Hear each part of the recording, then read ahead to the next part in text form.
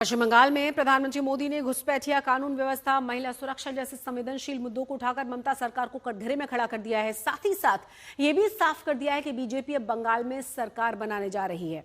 अब बड़ा सवाल ये है कि क्या मोदी की गारंटी पर पश्चिम बंगाल की जनता का भरोसा है या फिर इस बार भी ममता के साथ ही बंगाल की जनता जाना चाहेगी। इस रिपोर्ट को देखिए।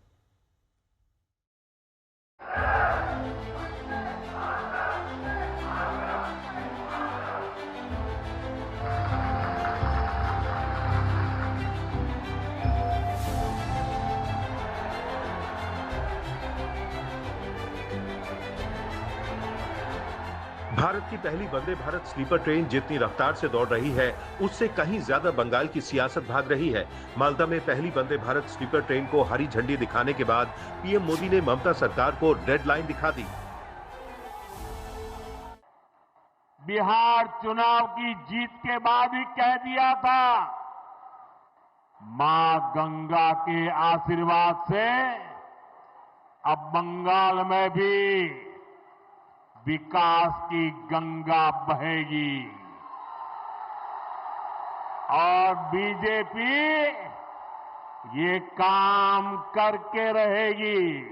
भारतीय जनता पार्टी के सुशासन की सरकार है।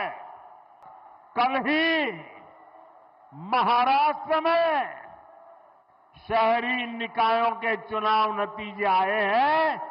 इसमें बीजेपी को ऐतिहासिक जीत प्राप्त हुई है।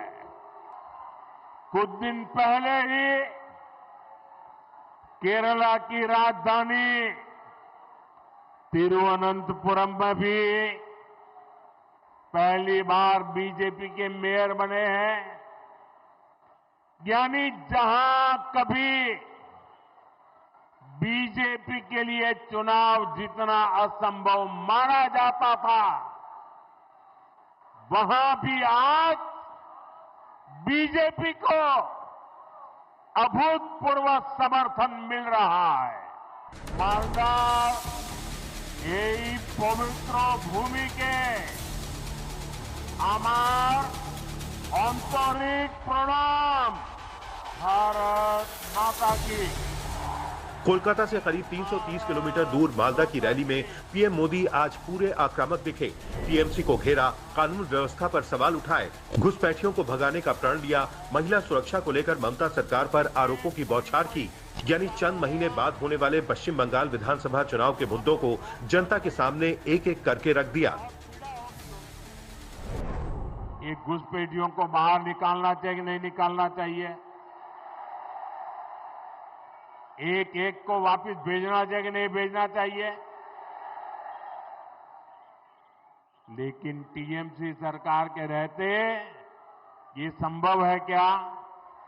ये टीएमसी वाले करेंगे क्या? टीएमसी के नेता, टीएमसी का सिंडिकेट सालों से यहां घुसपैठियों को बसाने, उन्हें वोटर बनाने का खेल खेल रहा है। जो घुसपैठिए हैं वो गरीब का हक छीनते हैं। टीएमसी के राज में स्कूल, कॉलेज और यूनिवर्सिटी में भी बेटियां सुरक्षित नहीं है। यहां शासन प्रशासन में निर्ममता ऐसी है कि बेटियों की कोई सुनवाई नहीं होती। पीड़ितों को बात बात पर कोर्ट जाना पड़ता है। साथियों, इस स्थिति को बदलना होगा। ये काम कौन करेगा?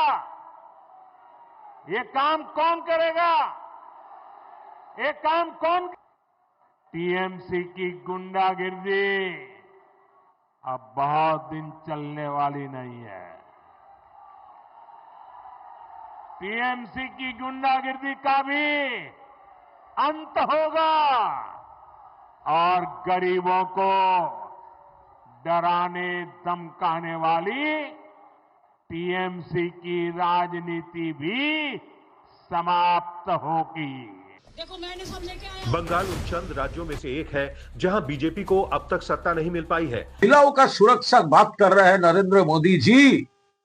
आपका एमपी ब्रिजभूषण, हमारा गोल्डन गर्ल्स, वीमेन रेसलर्स, उसका जो असम्मान किए थे, वो लोग जब जस्टिस के लिए दिल्ली का सड़क में बैठे हुए थे, आप पुलिस देकर उसको हैरास किया, लेकिन ब्रिजभूषण को आप टर्मिनेट नहीं किया। आप लोकसभा में उसको साथ बैठे थे। आपका मुंह से ये महिलाओं का खिलाफ क्या हो रहा है, आपका मुंह से शोभा नहीं देता, क्योंकि बंगाल में ममता के किले को ध्वस्त करने के लिए बीजेपी ने प्लान बना लिया है। यही वजह है कि मालदा की रैली में जब बंगाल की जनता को मोदी की गारंटी मिली तो जोश इस कदर हाई हो गया। आपका एक एक वोट पश्चिम बंगाल के पुराने गौरव को फिर लौटाएगा। नए साल में पीएम मोदी का बंगाल का पहला दौरा था, लेकिन पिछले 8 महीनों में बंगाल के 6 दौरे हो चुके हैं। आज मालदा में 830 करोड़ की परियोजनाओं का शिलान्यास किया गया। पिछले साल 20 दिसंबर को नादिया जिले के राणा घाट का दौरा किया और 3200 करोड़ की नेशनल हाईवे परियोजना का उद्घाटन किया। पिछले साल 15 सितंबर को प्रधानमंत्री कोलकाता में कंबाइंड कमांडर्स कॉन्फ्रेंस 2025 में शामिल हुए। पिछले साल 22 अगस्त को कोलकाता में 5200 करोड़ की मेट्रो और शहरी बुनियादी ढांचा परियोजनाओं का उद्घाटन किया और मेट्रो की सवारी भी की। 18 जुलाई 2025 को पीएम मोदी ने दुर्गापुर में बड़ी जनसभा को संबोधित किया और कई परियोजनाओं की शुरुआत की। 29 मई 2025 को पीएम ने अलीपुर द्वार और कूच बिहार का दौरा किया, जहां सिटी गैस डिस्ट्रीब्यूशन प्रोजेक्ट की आधारशिला रखी।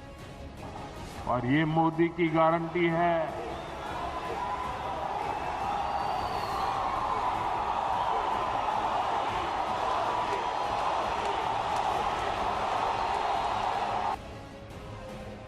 इससे साफ हो जाता है कि पश्चिम बंगाल को लेकर पीएम मोदी और बीजेपी के मन में क्या है। पश्चिम बंगाल में आज सवाल ये गूंज रहा है कि क्या वंदे भारत की रफ्तार सिर्फ पटरियों तक सीमित रहेगी या बंगाल की राजनीति भी उसी ट्रैक पर दौड़ने लगेगी। एक तरफ पीएम मोदी की गारंटी और विकास का दावा और दूसरी तरफ ममता बनर्जी का बंगाल मॉडल। अब फैसला बंगाल की जनता के हाथ में है। क्या मालदा से उठी ये सियासी सीटी 2026 में सत्ता का स्टेशन बदल पाएगी या ममता का सत्ता स्टेशन यूं ही बरकरार रहेगा। आज तक ब्यूरो।